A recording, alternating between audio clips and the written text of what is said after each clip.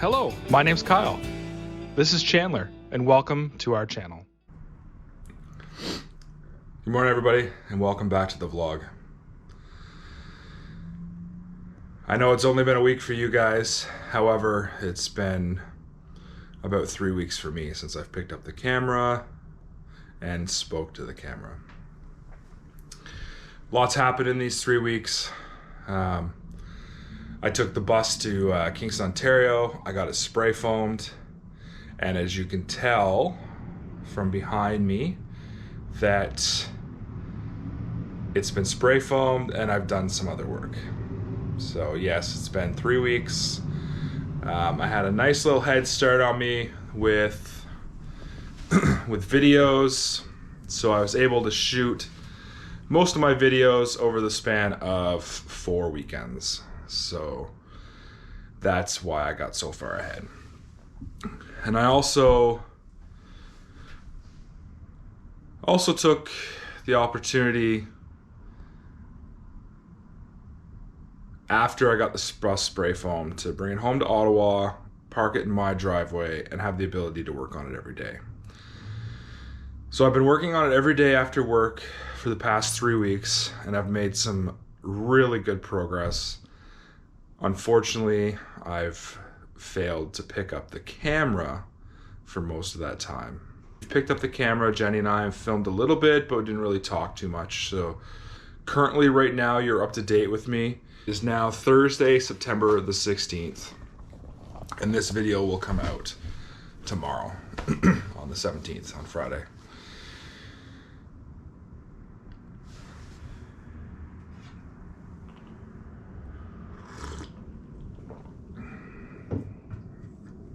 So with that said, might as well start right here. So I've got the bed frame built and I've put slats on top of it so it's open underneath, just to keep that airflow.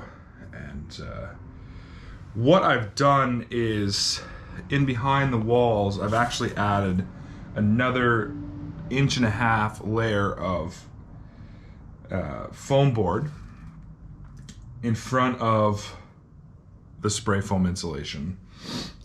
So currently I have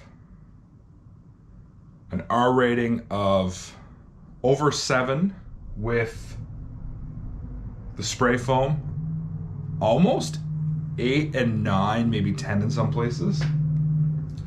And then the foam board is 7.5 as well. So adding some more R rating there. Plus to fill in the gap.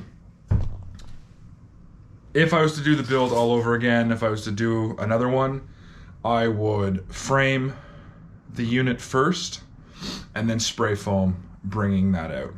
So there's a lot of little things that I'm learning along the way that I will do differently next time. So don't hate. I know where I've made mistakes. So like I said, I've got the bed frame done, made with 2x4s, and then I've put a lattice across the center, lattice slats that I've purchased from IKEA.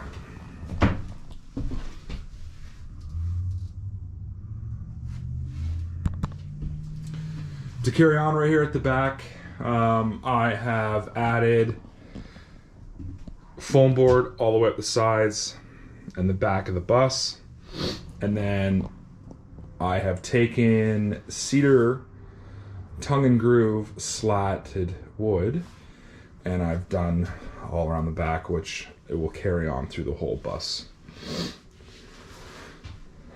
Underneath, I've painted the floor with a white paint, which is mildew and mold proof. I've done under the bed, made it a little bit thicker of a coat than the rest of the bus so far, just because I didn't have much room under the bed afterwards. I wanted to get the bed frame built so I could basically know how much room I have in the rest of the bus for everything else. There was 2 key features that I needed to build out myself before I did the design, or the rest of the design, sorry, because my space, I wanted it around the bed because I wanted a queen size bed. Originally, I wanted a king, but that just took up too much space. So I settled for a queen. So now I have a queen size bed.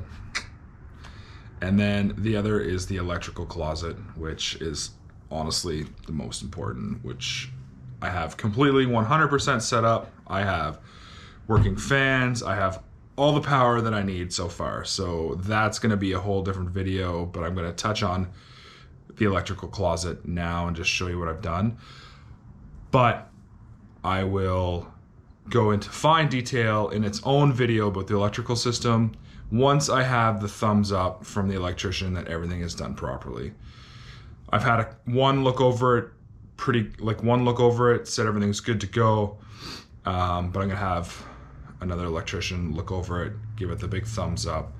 I had a vehicle mechanic look over it. He said everything's good on that end, so quite happy. So I'll touch on all that. So carrying on right up at the bus. Sorry, it's a little bit of a mess. I worked until late last night. I've been working after work until late in the evening to get stuff done. So as you can see here, again, I've added the foam board insulation in behind the cedar planking between the wall and the frame, just to give it that extra little bit of insulation. I have a feeling with the furnace that's going in here, the spray foam will be enough, but I wanted to add some more. So anyway, I have put a cedar wall in here. In this little area, there's going to be a cabinet, so I've left it open, and I will deal with that when the time comes. I've cut out 3 little spots here in the cedar. That is where the seat belts are going to be connected to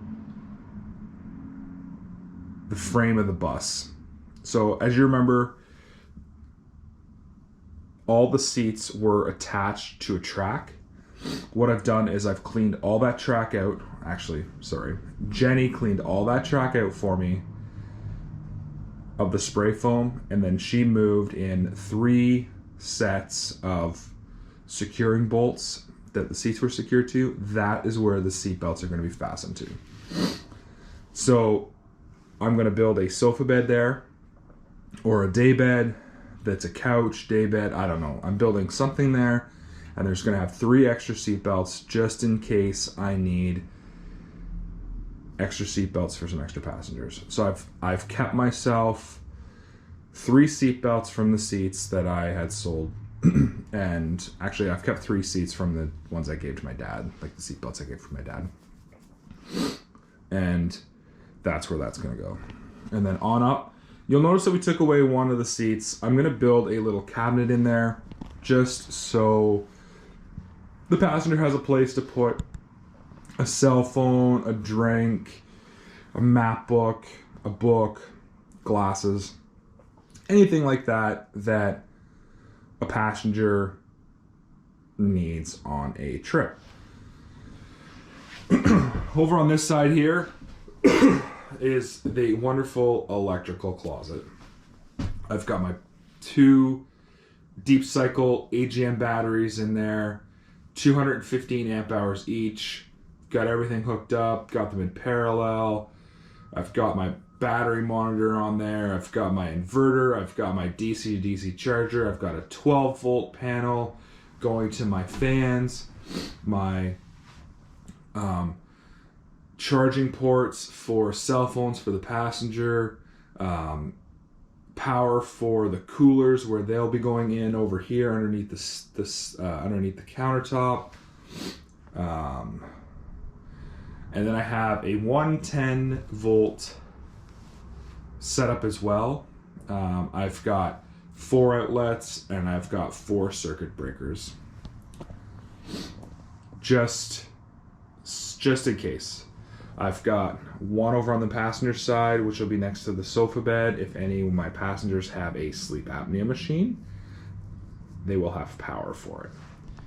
I've got one back here that is going to be on the side of a cabinet, again on this side here, which is over next to the kitchen area. That's going to be for smoothies, a blender, anything like that. Just as a backup, it's going to be there. And then I have another one here above the bed. That is going to be for my sleep apnea machine. I don't use it every night. I really need to start using it because I'm having some issues lately. So I got to get back in the routine of using it, so I'll have that set up. And then I have a fourth one, which is down here in the garage, just as a backup in case I need to do anything outside. So that was completely last minute, and I decided to add that one.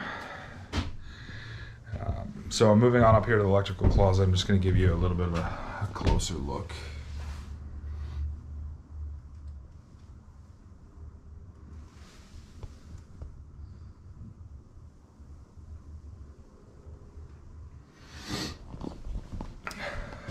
I've done nothing up here to the cab area yet. Nothing. I haven't really decided what I'm going to do here. It's been a collection point for my tools when I'm working on the circuits and when I'm working in here. Right now it's got just paper towel. But there will be, like you saw in previous videos, a shelf here. I think that's what I'm going to do in all 4 spots, is just put 4 new shelves in. So that'll be done. And then I finally got this mess sorted out. This is for the AC unit, so I'm quite stoked that I know what that's for now. It only runs off the engine power, so my mechanic friend, him and I did some little work here 2 weekends ago, or last weekend, sorry, and we got all the power set up. So the power comes in from the bus, or sorry, from the engine batteries. Then it comes out here over the control panel and basically runs the brain of the bus.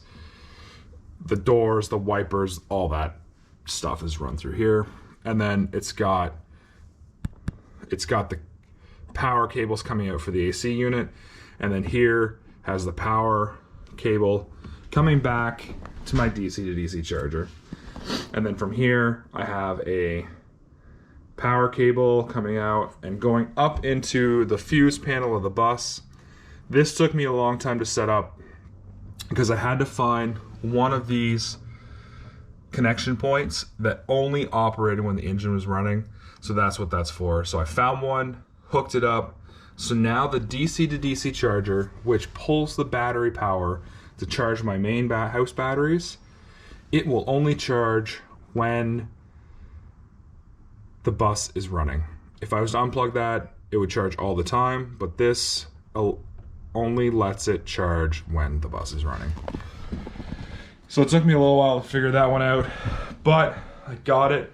I did that one on my own, showed my vehicle mechanic friend, liked it, worked out well. So anyway, thank you for following me along. I know this is just a short video, but you're up to date, so I'm happy about that, and I apologize that it is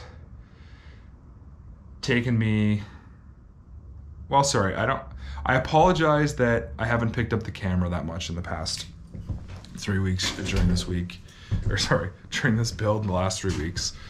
I've been working every evening after work, endless hours to get to where I am right now, just because of timeline crunches.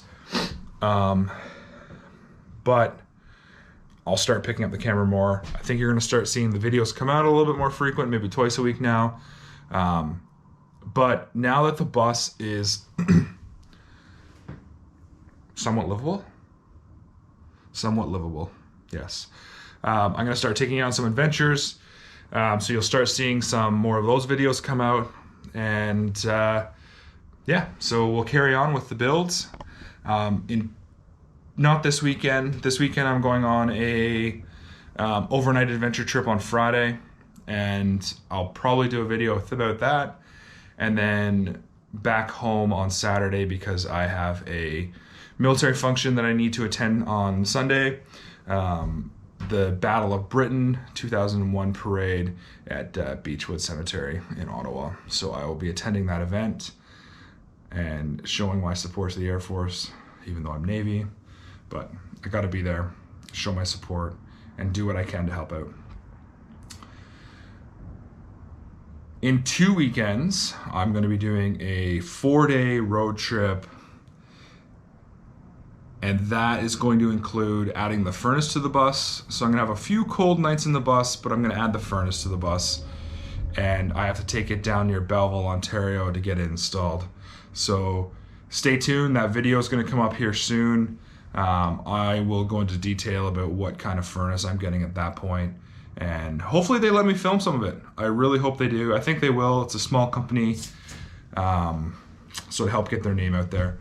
Got to support local. Even though I'm in Ottawa, supporting local to me is one of the communities that I've lived in. So in the past, I've lived in Belleville, Kingston, Victoria, BC, and now here in Ottawa. So buy local, support small, especially during COVID. You gotta buy local, support small. Anyway, if you like the video, give it a thumbs up, hit the subscribe button, and if you want to get notified when I post upcoming videos, just hit the bell. Thank you. I will see you in the next one. Cheers.